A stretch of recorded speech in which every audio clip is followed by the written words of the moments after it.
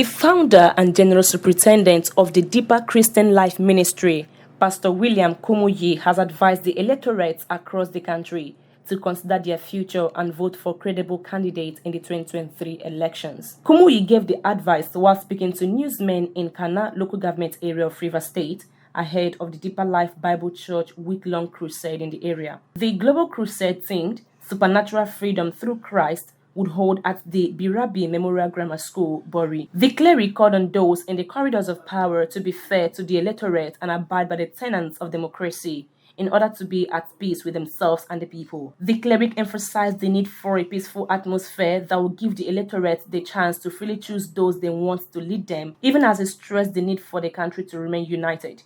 He explained that the global crusade was put together to pray for the peace of the country. On the issue of flooding ravaging several communities and displaced thousands in different parts of the country, Kumuyi described it as a serious problem and sympathized with those affected persons. Prominent stakeholders and leaders in Ogoniland organized a special reception in honor of Pastor Kumuyi. Speaking to newsmen, the member representing Gokana Federal Constituency in the House of Representatives, Honorable Dumna Mene Deko, expressed happiness that the crusade will impact positively on Ogoniland, which has been bedeviled by cult activities.